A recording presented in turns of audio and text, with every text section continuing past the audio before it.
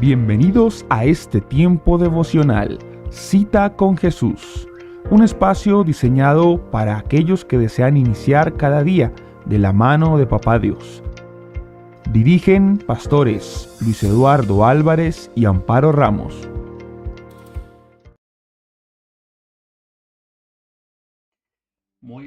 Muy buenos días, amada familia Senti City. Reciban un saludo muy especial en esta mañana de este día, lunes 16 de febrero de este año 2026, el año del Espíritu Santo, la Iglesia y el corazón de Dios.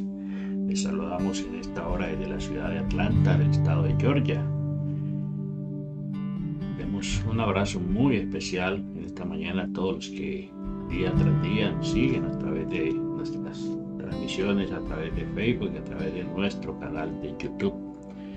Sin antes recordarles suscribirse a nuestro canal, activar la campanita para que tengan acceso a nuestras notificaciones y al contenido de nuestro canal. Vamos a darle gracias a Dios porque estamos comenzando un nuevo día, una nueva semana. Tenemos la oportunidad maravillosa de presentarnos ante su trono de gracia, porque Él es bueno, porque su misericordia es para siempre. Qué bueno, Señor, es estar delante de tu presencia. Al comenzar cada día, Señor, al comenzar cada mañana, podemos renovar nuestras fuerzas, podemos acercarnos con confianza al trono de la gracia, al trono de la misericordia, y recibir de ti el consejo sabio, Señor, recibir de ti toda la sabiduría para enfrentar, Señor, los retos, oh Dios, las dificultades propias de la vida, Señor. Nosotros te alabamos, te bendecimos, te glorificamos y te damos toda la gloria a ti, Señor, porque tú eres bueno, porque tú eres maravilloso, Señor, porque tú eres hacedor de maravillas desde el cielo. ¿Cómo no alabarte? ¿Cómo no bendecirte, Señor? ¿Cómo no glorificar tu santo nombre, Señor? Toma este tiempo, Señor, y nuestras vidas, nuestros corazones se rinden ante ti, Señor, deseosos de conocerte más. En el nombre precioso de Jesús, corona este día con tus bendiciones, Señor, y manifiesta, Señor, tu poder y tu gloria en tu pueblo, en tus hijos, en tu iglesia, Señor, oh Dios del cielo. Confiamos plenamente, Señor, en que tú harás mucho más abundantemente, Señor, de lo que nosotros pedimos o esperamos, porque tú eres el Dios de toda paz, el Dios de toda misericordia, el Dios que nos ama con amor eterno y que prolonga cada día su misericordia sobre nosotros. Te alabamos, Señor, y te bendecimos en el nombre precioso de Cristo Jesús. Amén, amén y amén.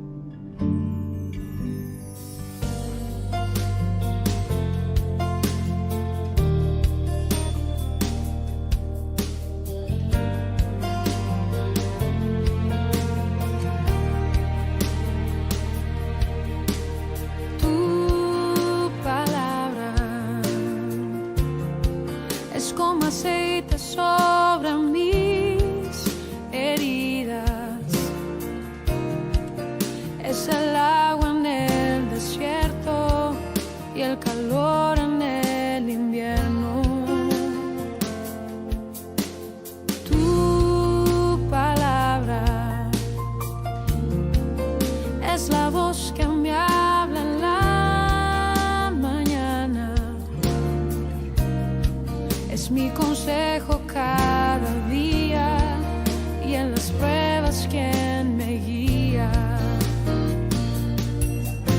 Podría estar perdido como un náufrago en el mar y aún perderlo todo hasta el aliento. Podría estar hambriento como un niño sin hogar, pero yo sé que tu palabra siempre a mí me sostendrá.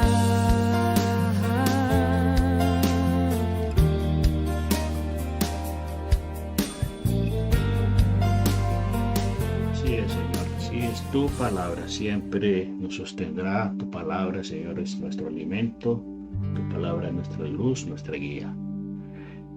Aquí estamos esta mañana, familia, dándole gracias a Dios por un día más. Y aquí estamos en nuestra reflexión de nuestro tiempo devocional Cita con Jesús. Saludar especialmente a toda la gente que está en el área de DMV, de Maryland, Virginia, Puerto Rico, Colombia, Ecuador, Perú, Venezuela. Saludo especial a todos. Bueno, esta mañana vamos a reflexionar, vamos a meditar la palabra del Señor en una reflexión que hemos titulado Justificados por la fe. Justificados por la fe. Bueno, aquí a través de esta hermosa visión vamos a mirar cómo es que opera la salvación en nuestras vidas. Y saben que usted y yo fuimos justificados por medio de la fe. La fe por obras, la fe, la salvación por obras, recordemos que no es una opción. A través de esta reflexión, vamos a mirar principios y puntos claves y fundamentales que nos muestra, en este caso, la carta del apóstol Pablo a los romanos. Y a través de esta carta explica la salvación que se obtiene por la fe en Jesucristo y no por las obras. Y que vemos el caso de Abraham, que está justificado por la fe. Por ejemplo, Abraham fue alguien que fue justificado por medio de la fe. Recuerda que Jesucristo todavía no había venido. Y también podemos ver cómo la palabra del Señor nos habla por medio del Espíritu Santo y nos muestra esa libertad que se tiene al estar unidos a Jesucristo, al aceptar el sacrificio de Jesucristo en la cruz por cada uno de nosotros. Entonces debemos reconocer siempre el valor, el don gratuito de la salvación dada por Jesucristo y como resultado de la fe que nosotros tenemos en Él. Todos nosotros y todos los hombres fuimos privados de la justicia divina, de su gracia, de su reconocimiento, porque solamente rindiéndonos a través de Jesucristo podemos obtener la redención. La redención alcanza la meta perseguida vanamente por la ley. La ley realmente no nos justifica, la ley no nos permite acercarnos a Dios. Es el engaño que muchas veces el enemigo pone en el corazón de las personas de saber de que es por los hechos, por las obras que hacemos que vamos a ser justificados.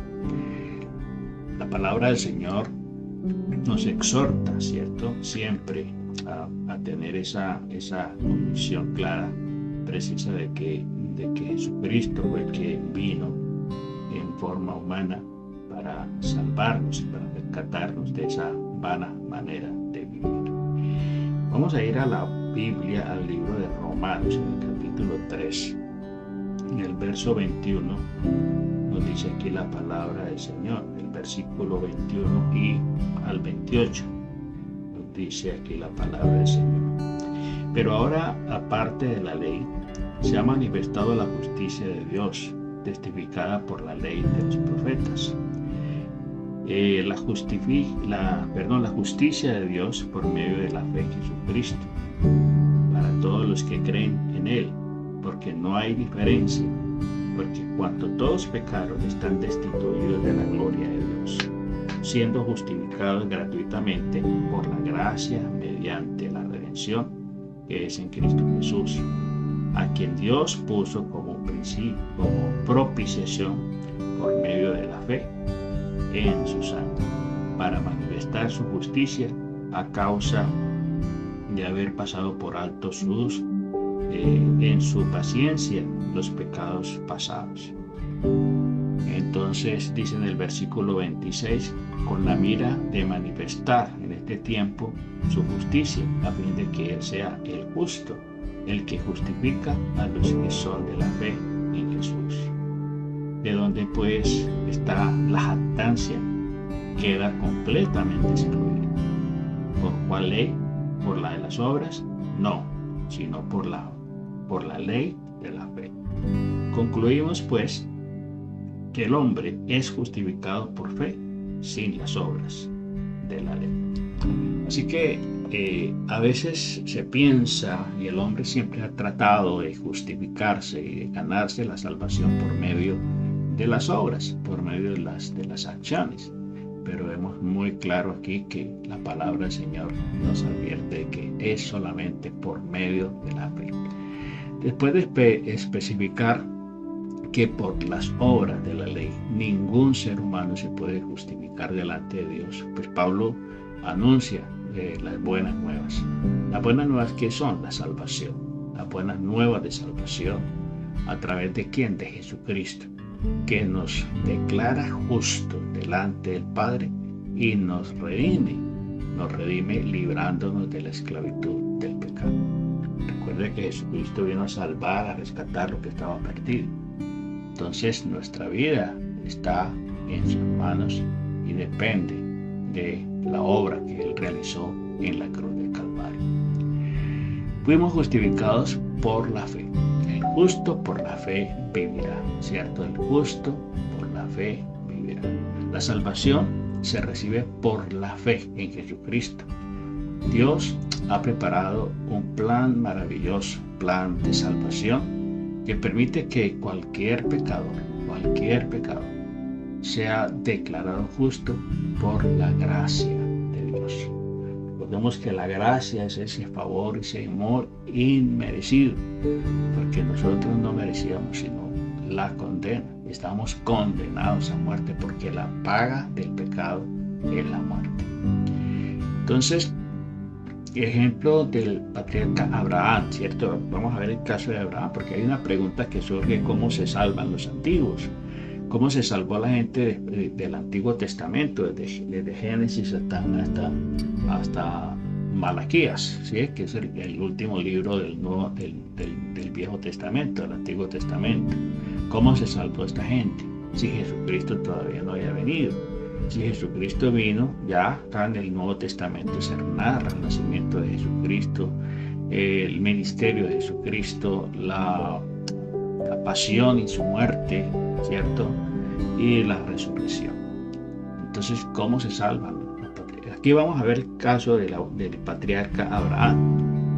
Los judíos se sentían orgullosos de llamarse hijos de Abraham. Ese era, digamos, el punto clave que los unía a ellos, el patriarca Abraham. Sí. Y por eso las grandes relaciones, las tres grandes religiones monoteístas que existen en el mundo, tienen ese común denominador, ese punto clave que los une. Abraham, ¿cierto? Esas tres grandes religiones descienden de los lomos de Abraham. Entonces, en el capítulo 4 de Romanos habla del ejemplo de Abraham. Dice que pues diremos que halló Abraham, nuestro padre según la carne.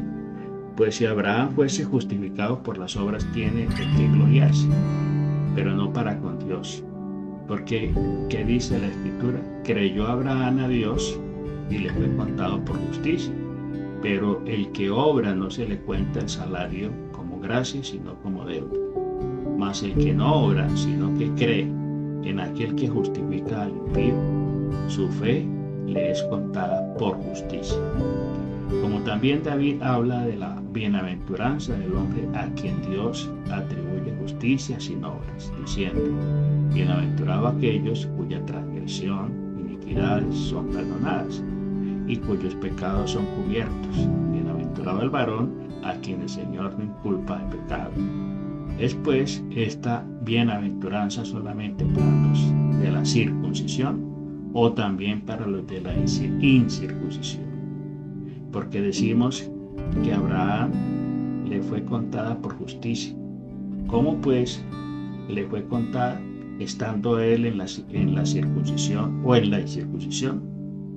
No en la circuncisión, sino en la incircuncisión. Y recibió la circuncisión como señal, como sello de la justificación de la fe que tuvo estando circuncidado, para que fuese padre de todos los creyentes no circuncidados, a fin de que también en ellos la fe les sea contada por justicia, y el padre de la circuncisión para los que solamente son de la circuncisión, sino que también sigue las pisadas de la fe que tuvo nuestro padre Abraham antes de ser circuncidado. Bueno, este relato el apóstol San Pablo, ¿cierto?, aquí en Romanos, explica, ¿cierto?, varios aspectos de la justificación por las obras. Las obras vendría siendo la circuncisión, es una señal que ellos hacían, una cirugía en el prepucio de cada niño, ¿cierto? Es una señal de consagración y de pacto. Entonces, no era precisamente por esa razón, sino que aquí se atribuye el resultado de la salvación por la fe. Por la fe. Por eso Abraham se le llama el padre de la fe. En este capítulo 4, la promesa dada a Abraham como padre de muchas gentes se cumplió en Jesucristo. Recordemos que el padre hace la promesa a Abraham, ¿cierto? Cuando Abraham fue a sacrificar a su hijo, a Isaac, porque Dios se lo demandó, Dios no permitió que Abraham sacrificara a su hijo, porque simplemente estaba probando su corazón. Recuerden que cuando Abraham levantó el puñal para degollar a su hijo, Dios lo detuvo, y a sus espaldas había un cordero enredado en una zarza, y Isaac fue quitado del altar, y en su lugar se puso el cordero que Dios propició. Ese cordero simboliza o significa o representa al Cordero de Dios, el Cordero de Dios, que es Jesucristo, el que quita el pecado del mundo. Así como Dios proveyó para Abraham, ¿sí?, cordero para el sacrificio, ¿sí?, también Dios en Jesucristo proveyó salvación para todos los hombres, para toda la humanidad. Entonces, la promesa dada a Abraham como padre de mucha gente se cumplió en Jesucristo, y los herederos de esta promesa son todos aquellos que han puesto su fe en la obra salvadora de la cruz, ¿sí?, en la salvación que Jesucristo realizó allí en la cruz, sacrificándose a sí mismo. Entonces, la justificación por la fe, vemos entonces los frutos de la justificación por la fe. En el capítulo 5 de Romanos, dice allí en el versículo 1 al 11, justificados pues por la fe tenemos paz para con Dios, por medio de nuestro Señor Jesucristo, por quien también tenemos entrada por la fe en esta gracia en la cual estamos firmes, y nos gloriamos en esperanza de la gloria de Dios. No solo esto, sino que también nos gloriamos en las tribulaciones, sabiendo que la tribulación produce paciencia, la paciencia prueba, y la prueba esperanza. Y la esperanza no avergüenza, porque el amor de Dios ha sido derramado en nuestros corazones por el Espíritu que nos fue dado. Porque Cristo, cuando aún éramos débiles, en su tiempo murió por los impíos. Ciertamente, apenas morirá alguno por un justo. Con todo, pudiera ser que alguno osara morir por el bueno. Mas Dios muestra su amor para con nosotros, en que siendo aún pecadores, Cristo murió por nosotros. Pues mucho más, estando ya justificados en su sangre, por él seremos salvos de la ira. Porque siendo enemigos, fuimos reconciliados con Dios por la muerte de su Hijo, mucho más, estando reconciliados, seremos salvos por su vida. Y dice en el verso 11, y no solo esto, sino que también nos gloriaremos en Dios por el Señor nuestro Jesucristo, por quien hemos recibido ahora la reconciliación. Hemos recibido ahora la reconciliación. Entonces, la obra de Cristo en la cruz es una obra perfecta, es una obra completa, es una obra perfecta en todo el sentido de la palabra, que satisfizo totalmente la justicia de Dios y satisfizo totalmente la justa ira de Dios por el pecado de la humanidad. Entonces, usted y yo tenemos esa bendición de disfrutar de este regalo maravilloso de la salvación. Pero no podemos enredarnos, no podemos confundirnos, saber de que es por la fe, es por la justificación, es por la obra de Cristo en la cruz.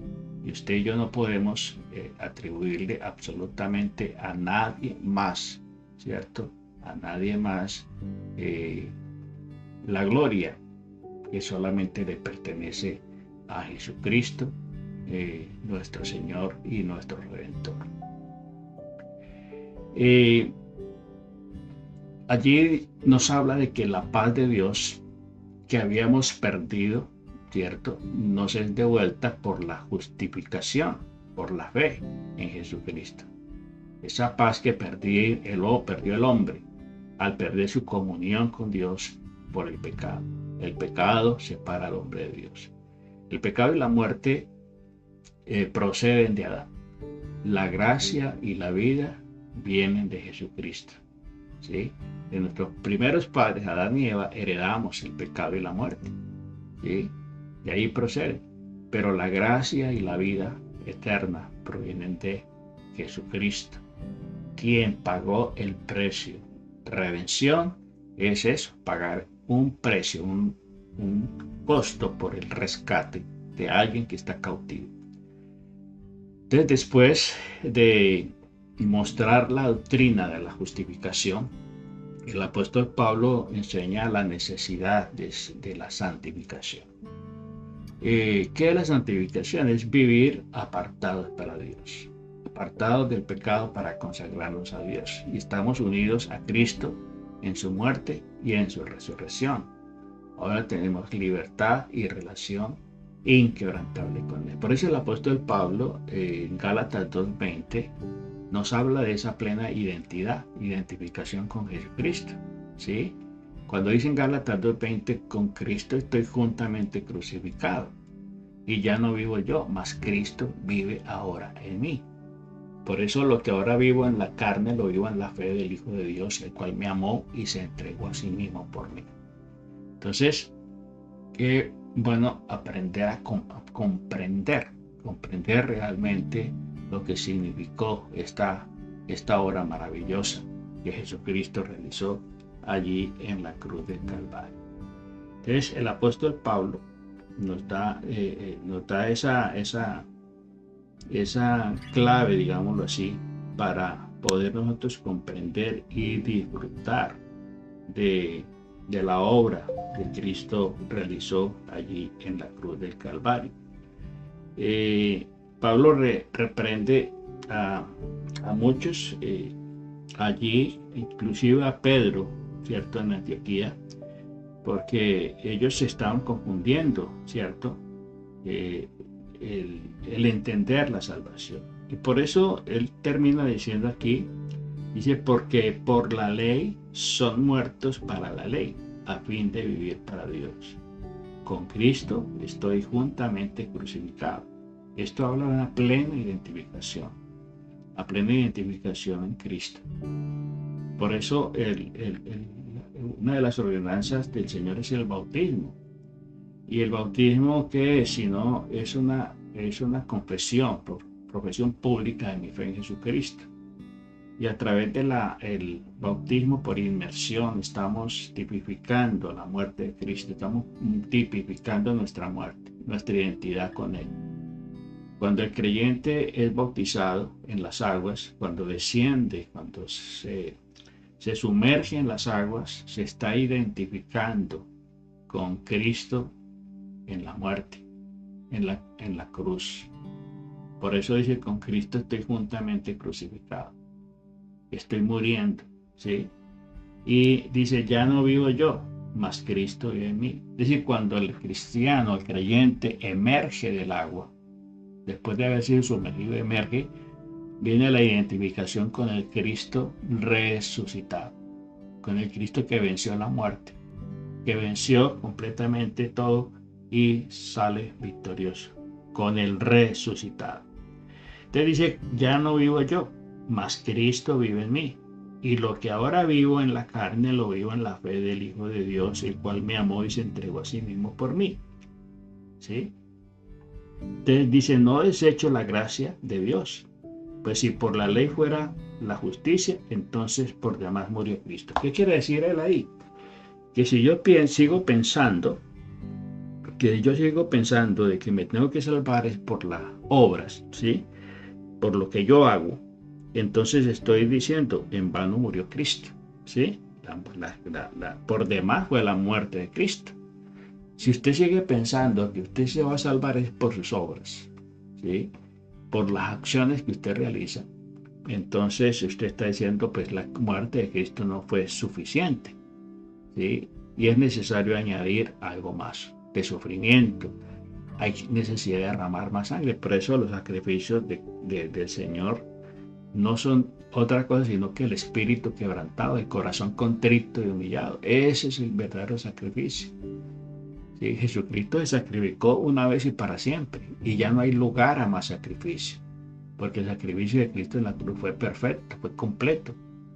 Entonces el ejemplo de Abraham es el gran principio para quienes creemos que Dios nos ha dado a Jesucristo para salvación, ¿sí? Porque un hijo nos será, recordemos la profecía del profeta Isaías, ¿cierto? Promesa del Mesías.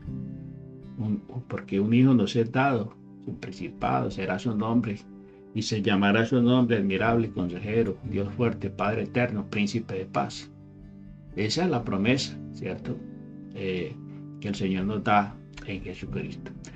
Entonces, comprender esa obra maravillosa de Cristo en la cruz nos tiene que llevar a experimentar esa verdadera libertad.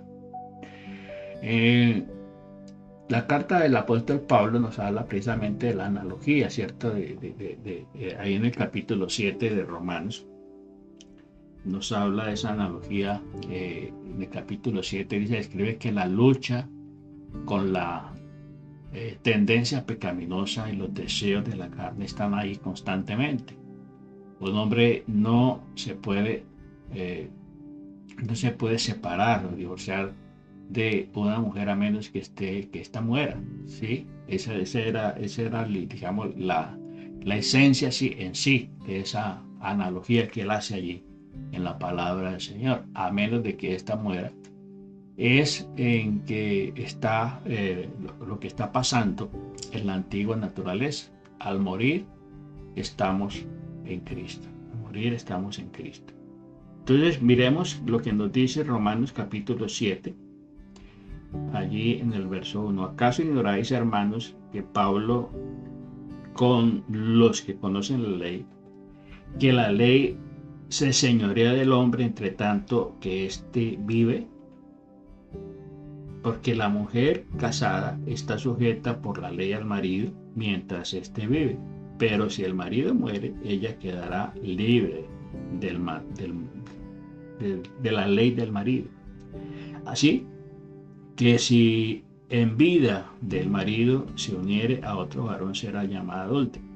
Pero si su marido muriere, es libre de esa ley, de tal manera que si se uniere a otro marido, no será adúltero.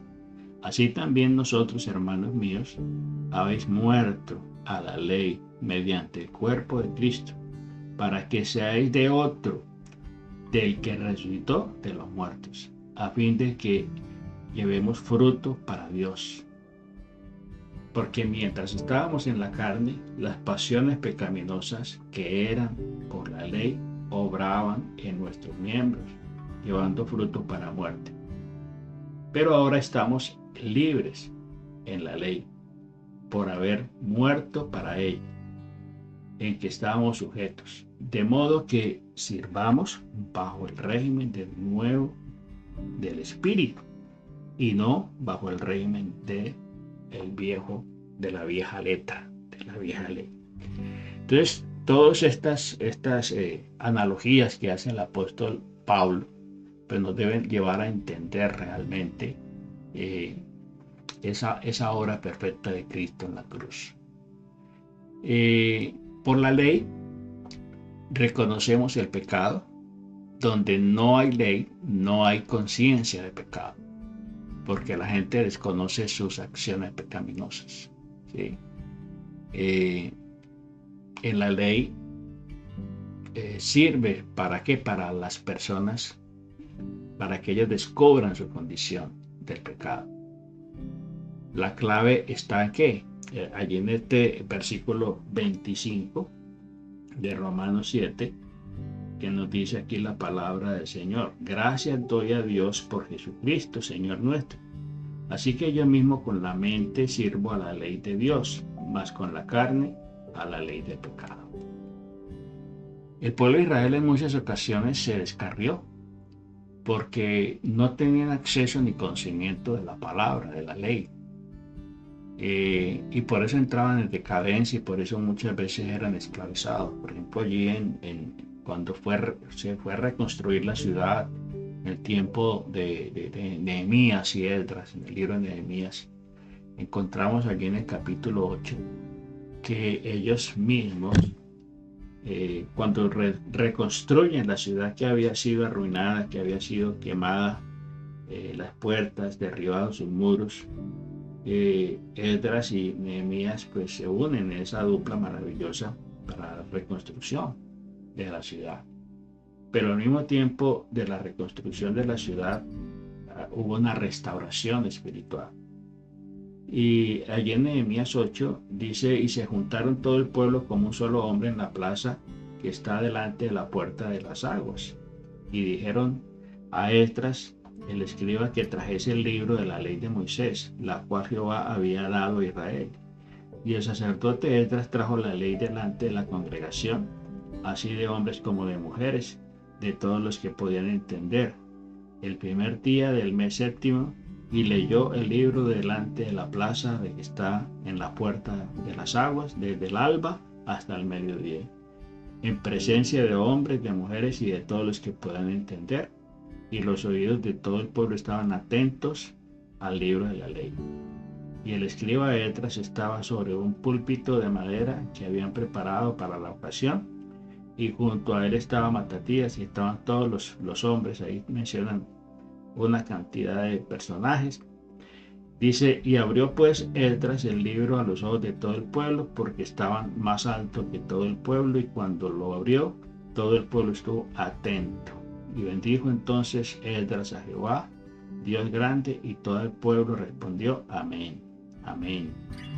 Alzando sus manos y se humillaron, adoraron a Jehová, inclinados a tierra.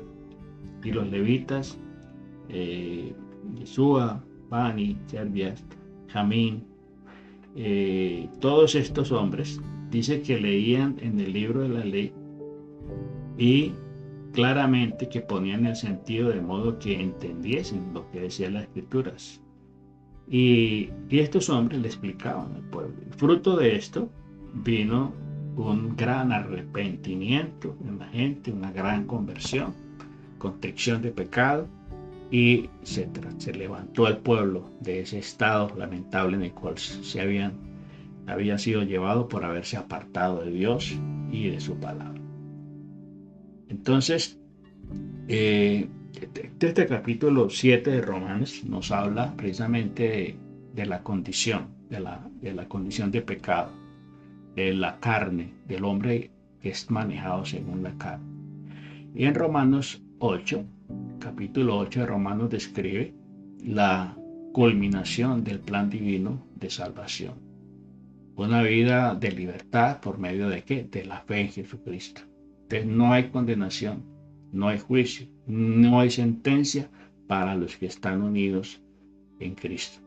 ¿Por medio de quién? Del Espíritu Santo, que nos dio vida. El Espíritu Santo que resucitó a Cristo de entre los muertos es el que nos da vida también a nosotros, porque estamos muertos en delitos y pecados. ¿sí? Por eso el nuevo nacimiento, ¿sí? Es el Espíritu Santo el que opera en nosotros ese nuevo nacimiento.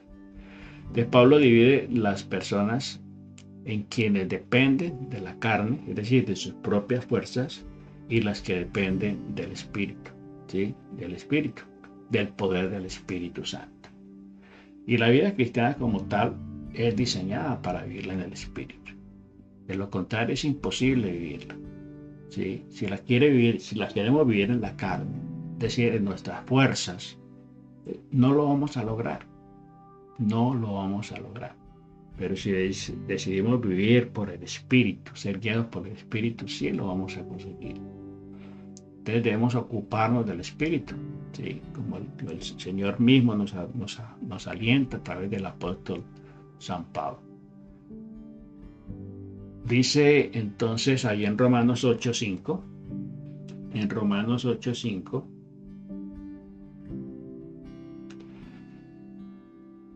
que se me hizo Romanos capítulo 8 verso 5, dice aquí la palabra del Señor. Porque los que son de la carne piensan en las cosas de la carne, pero los que son del Espíritu en las cosas del Espíritu. ¿Sí? Allí está. Y dice, porque el ocuparse de la carne es muerte, pero el ocuparse del Espíritu es vida y paz. Por cuanto los designios de la carne son enemistad contra Dios, porque no se sujetan a la ley de Dios ni tampoco pueden. Y los que sirven y los que viven según la carne no pueden agradar a Dios. Mas vosotros no vivís según la carne, sino según el Espíritu, si es que el Espíritu de Dios mora en vosotros. Y si alguno no tiene el Espíritu de Cristo, no es de él. Pero si Cristo está en vosotros, el cuerpo a la verdad está muerto, a causa del pecado, mas el Espíritu vive a causa de la justicia. Y si el Espíritu de aquel que levantó de los muertos a Jesús mora en vosotros, el que levantó de los muertos a Cristo Jesús vivificará también vuestros cuerpos mortales por su Espíritu que mora en vosotros. Así que, hermanos, deudores somos, no a la carne, para que vivamos conforme a la carne. Porque si vivís conforme a la carne, moriréis. Mas si por el Espíritu hacéis morir las obras de la carne, viviréis. ¿Sí? Entonces, los que viven en el Espíritu se sujetan a la guía del Espíritu Santo. Y cada día decidimos hacer la voluntad de Dios o no hacerla. Esa es una cuestión de decisión, de determinación. Vivir la vida cristiana en las propias fuerzas es simplemente fracasar, es simplemente engañarnos a nosotros mismos y perdernos de la gracia maravillosa de Dios. Entonces, el vivir la vida cristiana en las propias fuerzas es fracasar en la obediencia a Dios. No podemos obedecer a Dios ni someternos a Él, someternos a su perfecta voluntad. Entonces, el ocuparnos del Espíritu siempre traerá vida, traerá resultados maravillosos. ¿Dónde está el Espíritu? Hay libertad. ¿Sí? Donde está el Espíritu de Dios hay libertad. Bajo la ley solo hay servidumbre, hay temor, ¿cierto? Hay limitación. El Espíritu que mora en los hijos de Dios nos hace partícipes de la familia de Dios, por lo tanto podemos disfrutar de la herencia, de las riquezas, de sus promesas, acceder a sus promesas constantemente, a tener comunión con Él, ¿sí? Entonces es entender que la justificación nuestra viene por la fe. Fuimos escogidos para ser hechos a la imagen de Jesucristo, como dice allí la palabra del Señor allí en Romanos 8, en el 29, nos dice aquí la palabra del Señor. Dice, porque a los que antes conoció también los predestinó para que fuesen hechos conforme a la imagen de su Hijo, para que en Él sea el primogénito entre muchos hermanos.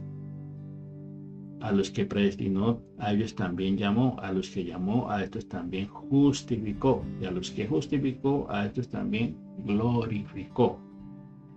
¿Qué pues diremos esto? Si Dios es por nosotros, ¿quién contra nosotros? El que no escatimó a su propio Hijo, sino que lo entregó por todos nosotros, ¿cómo no nos dará también con él todas las cosas? ¿Quién acusará a los escogidos de Dios?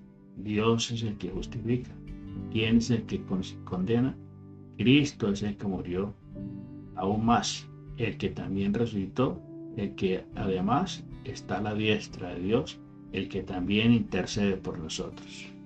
¿Qué nos separará del amor de Dios, del amor de Cristo? Tribulación, angustia, persecución, hambre, o desnudez, o peligros, o espada, como está escrito. Por causa de ti somos muertos todo el tiempo. Somos contados como ovejas de matadero.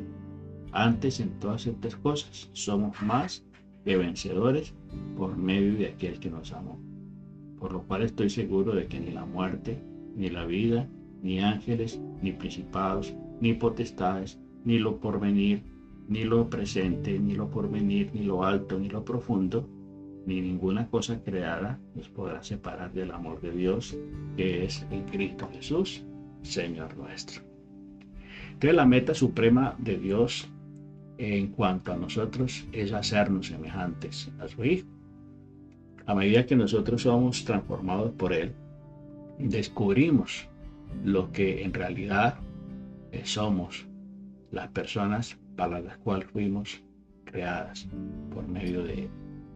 Así que damos gracias a Dios en esta mañana por permitirnos entender la obra de Cristo. Nos debe llevar a comprender de todo lo que en Él hemos recibido.